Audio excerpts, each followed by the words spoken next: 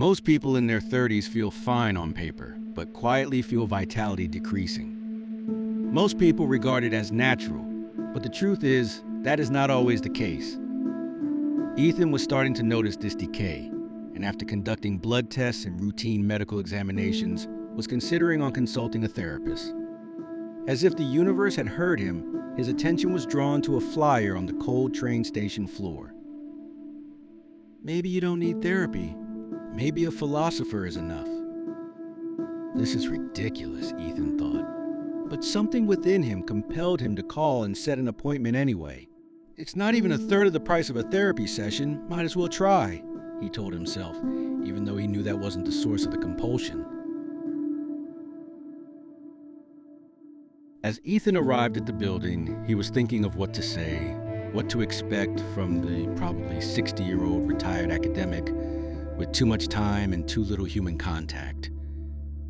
As he noticed himself falling into cynicism, he resolved to stop thinking and simply go with it.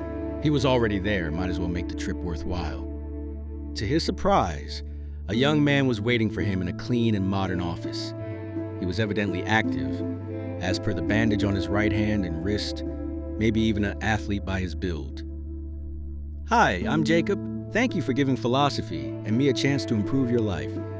You are welcome to grab yourself a drink and come sit down at the table." Ethan grabbed a bottle of water and sat in front of Jacob.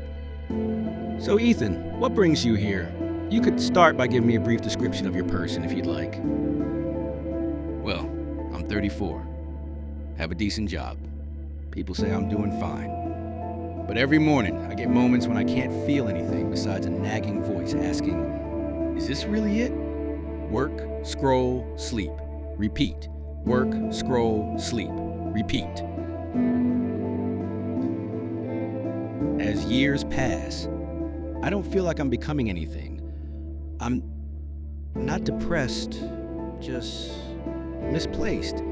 Like I'm in the wrong story. I don't feel broken. I feel misaligned. I want something real, something that justifies my existence. I'm afraid I'll wake up at 60 and realize I never truly lived. Ethan was surprised at how expressive he got in front of this stranger. Jacob didn't write anything. He didn't even have a notepad. He simply looked at Ethan with focus and discerning. "I appreciate the clarity with which you expressed what is bothering you. It's not easy to do. Let me ask you, what drove you to build your life as it is?" That's a harder question than I expected. If I'm honest, fear and momentum. When I was younger, I didn't feel like I had options. My family wasn't poor, but there was always this pressure. Be practical, don't risk, don't mess up. So I chose the safe path. Study something useful, get a stable job, don't rock the boat. At first it felt responsible, even noble, like I was being an adult. But somewhere along the way, it stopped feeling like choice and started feeling like default. I didn't wake up one day and decide, this is the life I want. I just kept saying yes to the next step because it was there. School, job, promotion, more responsibility, less time. And now, I look at my life and I don't recognize it as something I designed. It feels like something that happened to me. You are very courageous recognizing that you acted out of fear. Most people refuse to acknowledge when they do so. Can you tell me what is the common denominator between all the things you pointed out scared you into living? Asked Jacob. Ethan opened the bottle of water and had a drink as the room began to feel hot. Let me think. Fear of instability? Yes, fear of disappointing people. Fear of being judged. Fear of failing publicly. Fear of finding out who I am. The common denominator, it's other people, or more precisely, how I would be seen by other people. I built my life around avoiding social rejection. Ethan felt a mixture of happiness at the clarity and horror at the meaning of what he had done. Jacob leaned back on his chair and asked, "Do you have any memories of having disappointed people throughout your childhood?" Ethan closed his eyes and looked back on his memories. Yeah, more than I'd like to admit. There isn't one big dramatic event. It's more a pattern, a tone. I remember bringing home grades that were good, but not good enough. Not being yelled at. Worse, that quiet disappointment. The sigh, the look, that you could have done better. I remember being excited about things that didn't matter to them, ideas, projects, stuff in my head, and getting indifference or polite dismissal. I learned pretty early that being too intense was too much, embarrassing, rude, unrealistic. So I adjusted. I became manageable. There's one memory that sticks out. I was maybe 10 or 11. I said I wanted to do something creative. I don't even remember what exactly. And my father laughed. Not cruelly, casually, like it was obviously stupid. And something in me just shattered. I don't think they meant to hurt me, but I learned the lesson anyway. Don't be a problem. Don't stand out. Don't disappoint. So, yeah. Now that I think about it, I seem to have trained myself to disappear and then built a life that matches that training. Saying it out loud feels heavy, but also weirdly accurate. Ethan was now the most relaxed he had felt in a long time. He never imagined understanding himself could be so liberating. Jacob looked satisfied with Ethan's reaction. With an advising tone, he said, "If I were you, I would set time apart for myself in a private office.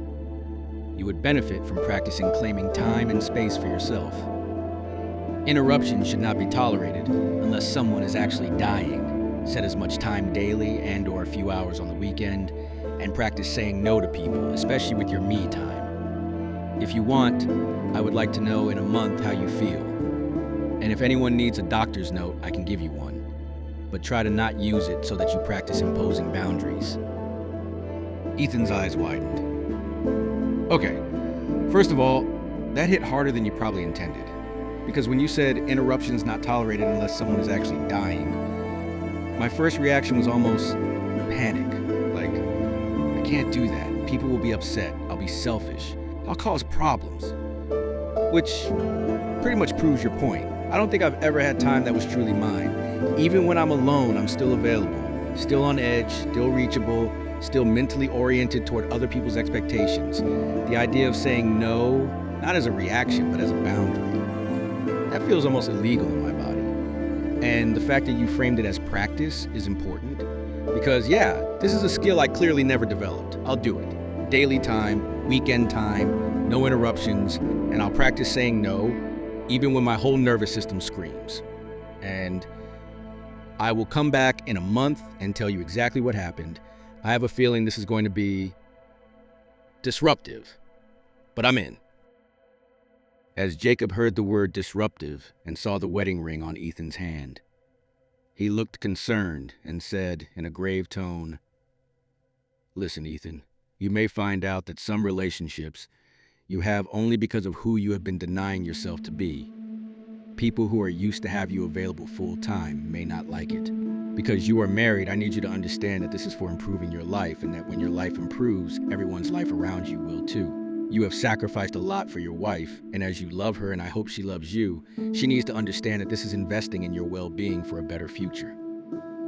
Ethan looked concerned, but determination overtook his expression. "I hear you, and I'm taking this seriously. And for what it's worth, the way you frame this, the clarity, the directness, I can absolutely see why someone would seek you out for this kind of counsel. This isn't therapy.